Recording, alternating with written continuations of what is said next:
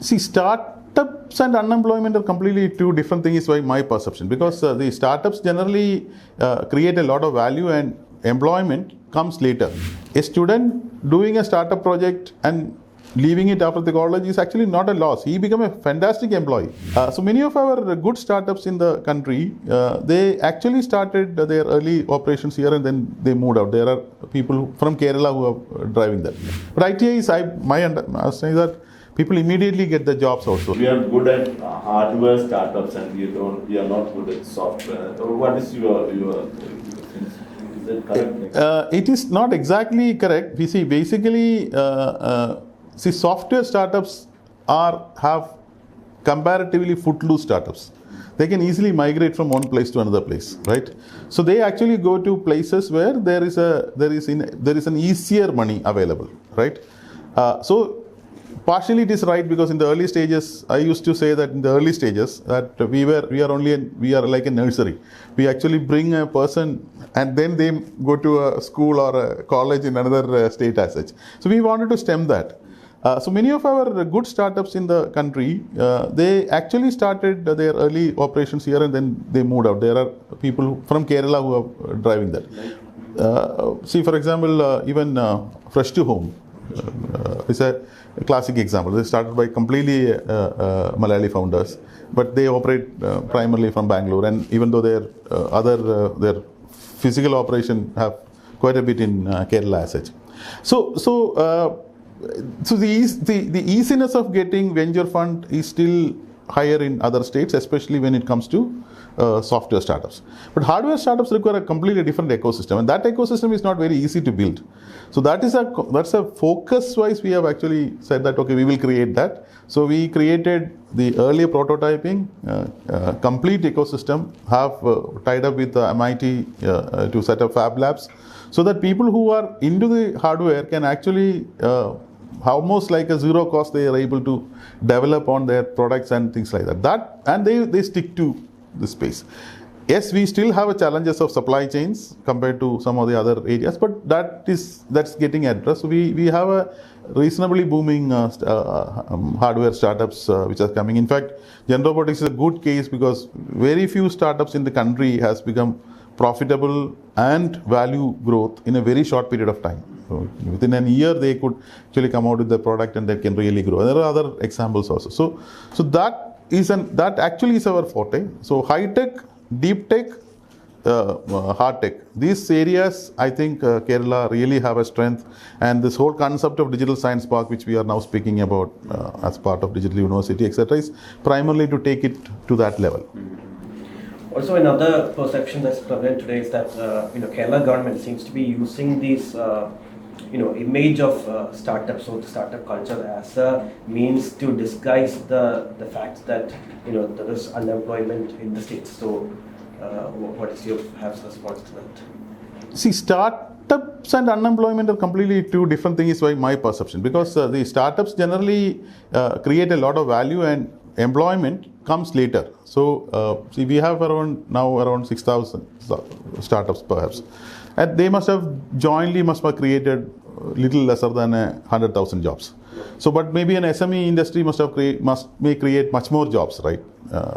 So that way, it is not really only job creation. Job creation is one aspect of it, but it's more of a value creation. So I don't think these two are. Personally, I don't think they. Are we glamorizing startup culture so much in order to maybe hide the fact that in the traditional ecosystem there aren't enough jobs to go around? I don't think so, because see, again, if you look at the number of SMEs in the state and the number of startups, the percentage of startups is very small. And not only here, even in the country also it's like that, right? You have around, I think 66 million or something of SMEs. We have only around 60,000 or maybe 80,000 startups. So this comparison is not really a right thing. But the value which some of the startups bring in, and the amount of investment which has come to startups compared to SMEs, is actually significant. No. Because one of the reasons is that private investment in startups comes in multiple ways. It's not only the owner who puts the money. It's a lot of investors put the money. But in case of an SME, it's a bank funding or the owner puts the money. The private capital generally doesn't happen in the early stages. Maybe a private equity may happen when it grows, but not at the early stage. So the capital wise, if you take, the investment happening in a startup is far more than what is happening in the other space as such. Also, you had mentioned that people who are slightly talented in coding and other programming, they migrate to Bangalore and maybe Hyderabad because the prospects of employment are higher there, and also the chances of getting investments into their ventures. So why haven't we, in knowing this fact, why haven't we given the same kind of impetus to your traditional ITI-led centers, like for hardware stuff?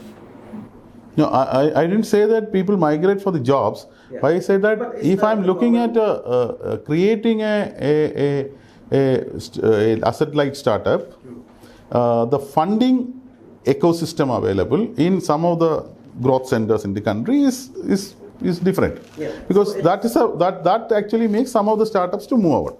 Okay? But that does not mean that they are actually leaving and going. In fact, many of them, what they are doing is they still keep their back-end offices here, their development offices here, because development cost in Kerala is actually much very highly comparable with many of the other places. They can actually have a cost advantage. So they keep the larger office here, but they still have a funding space or a business space in another state per se. That happens even outside the country also, right? Some of the big names which you see, they actually have their funding is not coming from India. They actually created their offices outside India to bring it. So that this happens across the world.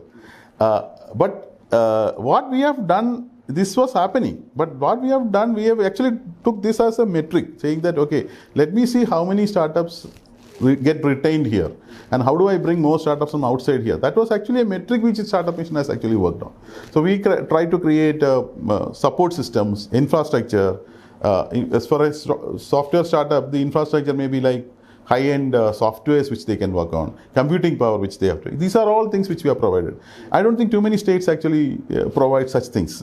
If somebody wanted to work on AI solutions and something similar to Gen AI and all, and they wanted GPU machines, we are providing that.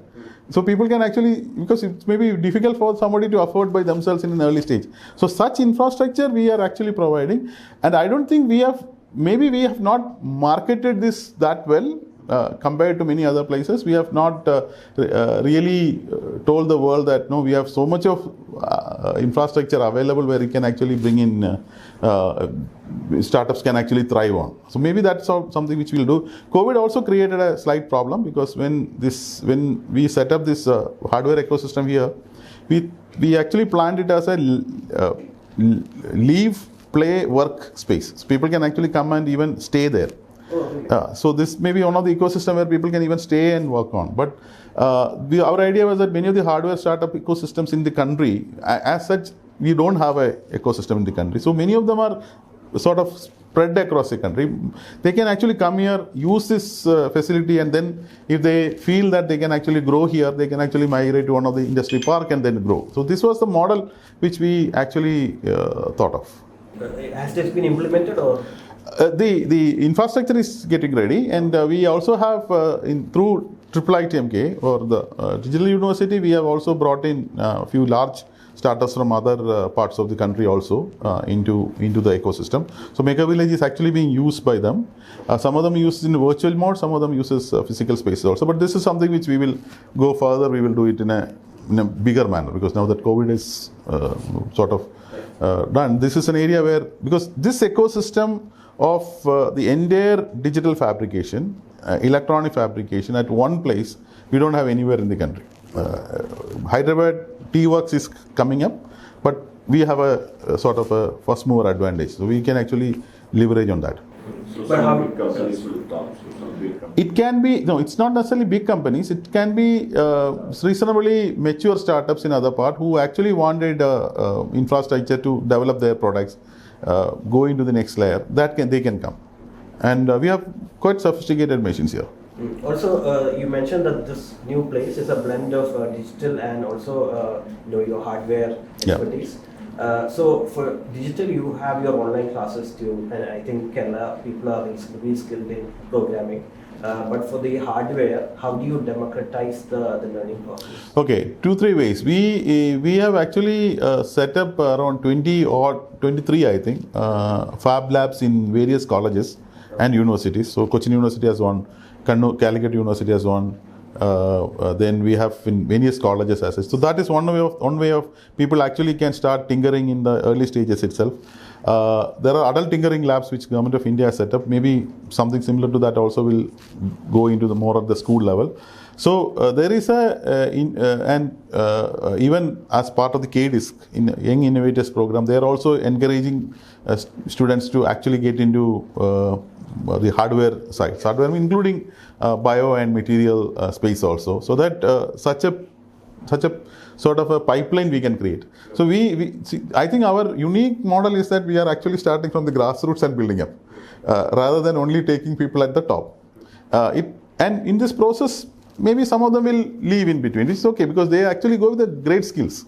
So I used to say when I was the Startup Mission CEO to the IADCs, which we set up in the colleges, is that a student doing a startup project and leaving it after the college is actually not a loss. He become a fantastic employee because he has actually done something in hands-on, right? And that many times good companies pick him also. So that way it is a great learning experience for people to be part of those ecosystem, and we will further democratize this hardware ecosystem across the state. Would ITIs be part of this fold down the road, or? ITIs already have reasonably good infrastructure in the conventional manufacturing aspects. ITIs and polytechnics, as of now, I think IEDCs, when I was there, we have not set up in ITIs. But I think now they are setting up in ITIs. ITIs, I'm not sure. Polytechnics, polytechnics we have set up. In fact, one of our fab lab is in Palakkad Polytechnic, which is doing extremely well. So polytechnics, and maybe later going down ITIs also, we can look at it as quite a possibility.